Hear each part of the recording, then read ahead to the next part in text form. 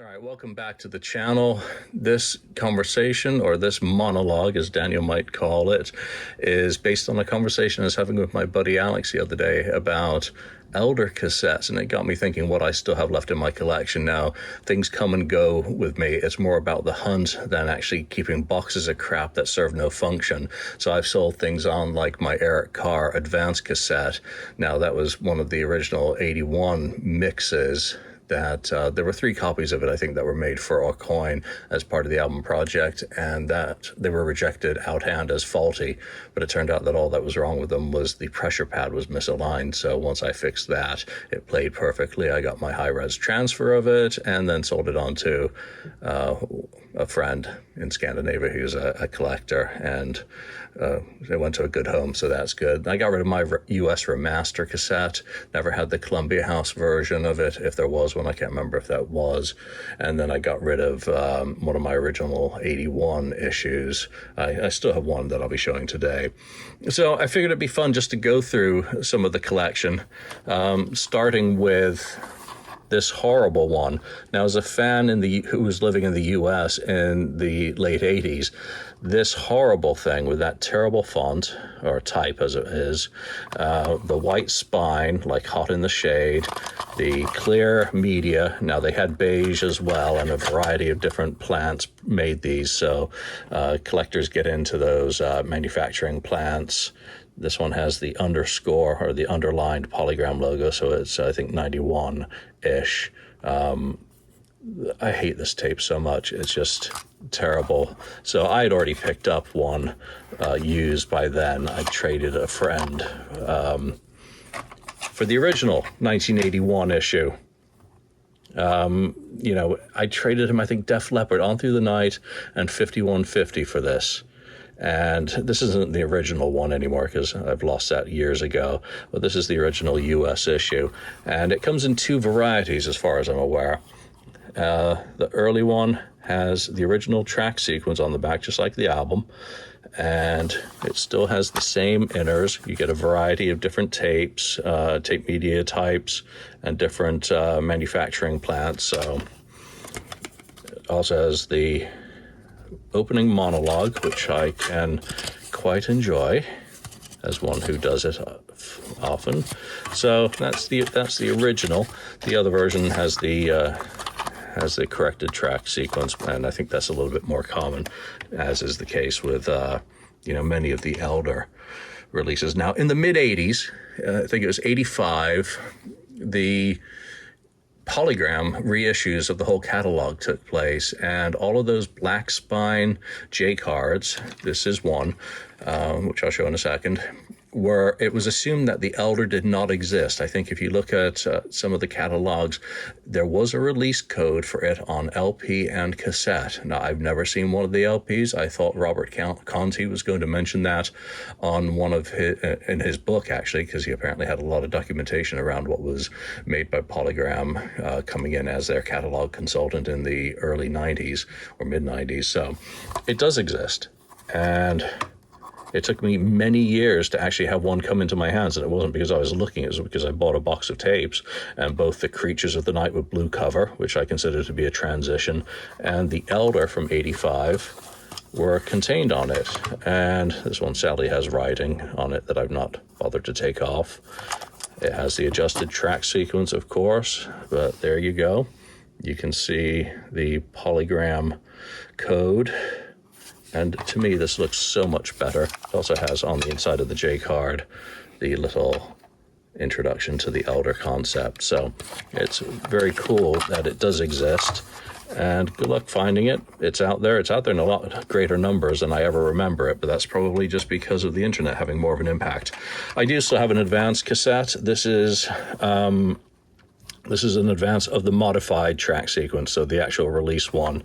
And this is an in-house tape using the common Allison audio products. They use this for other pressings over the years as well for test cassettes. So there's nothing spectacularly interesting about that, though. It is obviously quite a collectible, which I will eventually put up for sale. So another cool one is an in-house sampler. This came from an all-coin management employee at auction, so this has the original track order. I did do a transfer of this high-res. I do keep meaning to go back to it and really give it the A-B comparison, so it plays perfectly. And there's just a little bit of backwards tape at the end of it, but it's just part of the beginning of the other side of the reel, made as is. So that one's kind of cool. So I'm just trying to figure out how to do these two freaking cameras right now, but that's part of this experiment. All right, let's get into some of the international releases that I still have. I want a Singapore polygram cassette. I'm sure it exists. I'm adamant about that. I've never managed to find one when I lived there. I never saw anything other than the domestic Singaporean vinyl of that, so that's my one. Now, this probably comes close to it, and you can correct me if I'm wrong at any time. I believe this is New Zealand because of the tape media. It's got the adjusted track sequence. Australia was behind, or Australasia, because it was made, I believe, in Australia and used in New Zealand. They got their tapes late because of damage to one. So I like this a lot because of the design. It's got the original Casablanca logo, and it's, again, got the adjusted track order on the tape media and the J card. So, Elder, New Zealand, presumably. Shoot me if I'm wrong. All right, which one's this? Another nice one. This looks like it's Spain. Yeah, well, made in Spain. There you go. Viva Sanya. Modified track sequence again on the J card. And reaching around this camera. This camera's getting one hell of a reach around while I do this, so my apologies. Nothing interesting there. Modified sequence. Spanish tapes. I think there are a few different types that come into play when it comes to Spain, but again, I'm just not that deep anymore. Another one. This one has the original Casablanca logo. This one should give you a little bit of a hint. Pardon my middle finger.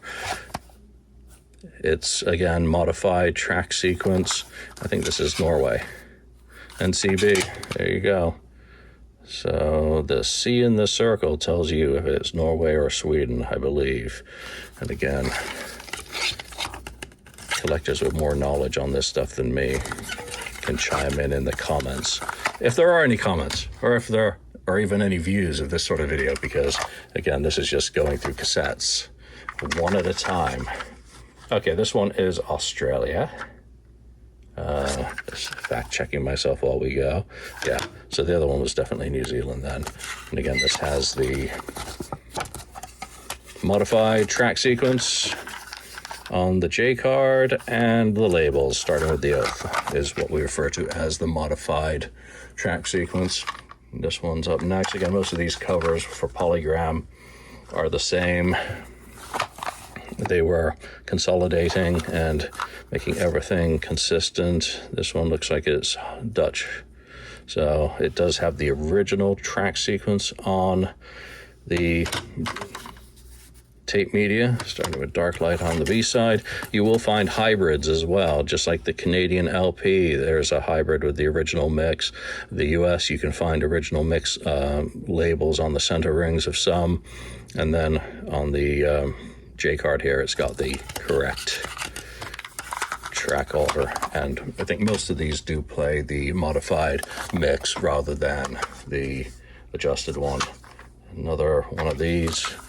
This one again looks like Phonogram in Holland, so this one is the corrected track sequence on the media, and there's no change, I don't think, to the J card on it. So try to just crank through these with a little bit more speed. We go back to North America, mid-1980s or late 1980s. This is a reissue. I think I said Canada already. So I think these are 85, 87, something like that. They reissued most of the catalog in this form. This also has one of the nicer J card fold outs. There you go. You just get the whole track sequence. There you go.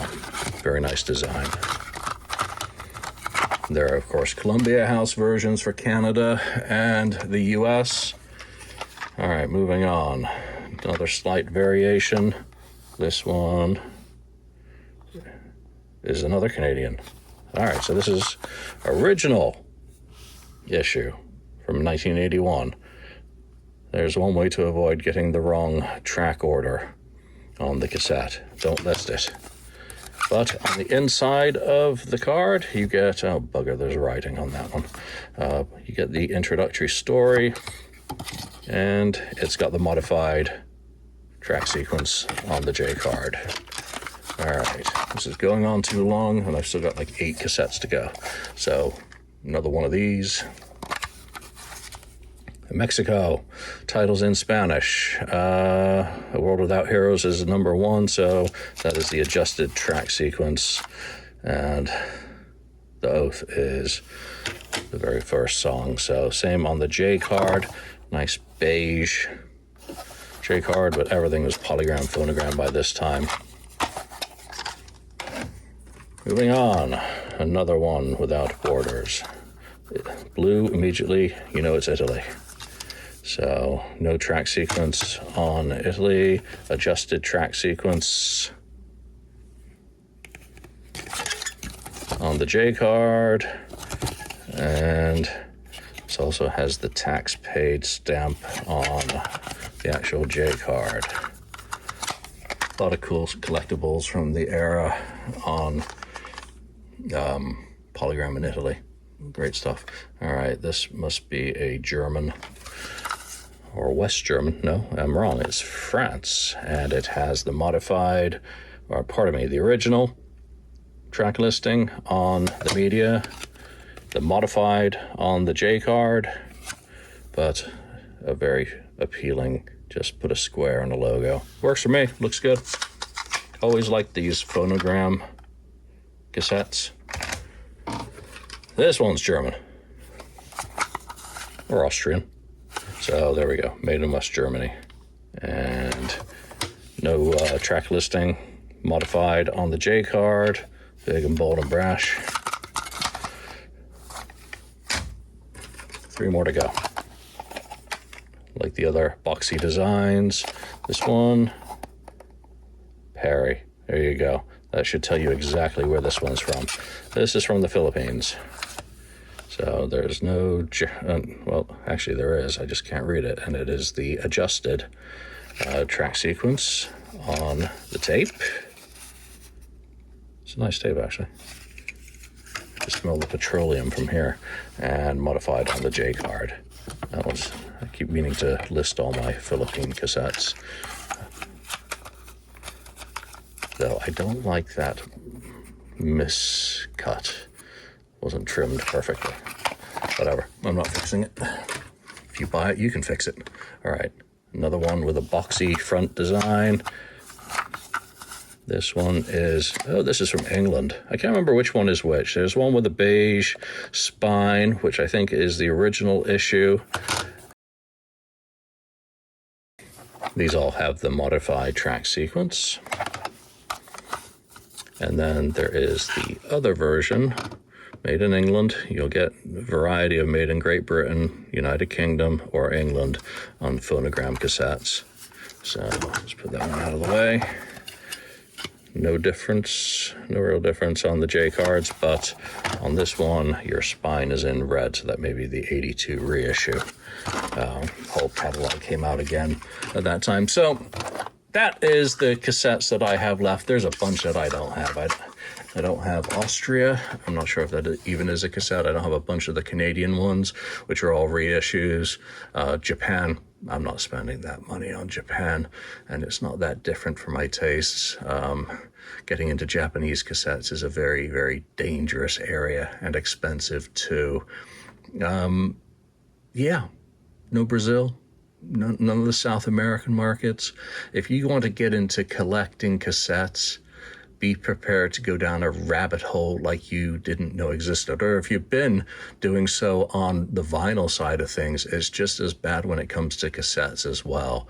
There's a great amount of variety. There's not a great amount of difference in design once you get into the phonogram, polygram era. But earlier than that, it's very, very dangerous, very expensive, and you got to be careful of counterfeits now, because there are quite a few cassettes of various descriptions that have taken on a great deal of value. So wherever something has value, it's got the opportunity to rip you off. So what are some of your favorite Elder cassettes, and what was your first? Chime in the comments if you've managed to watch this far, and if you have, thank you so much. I will see you soon.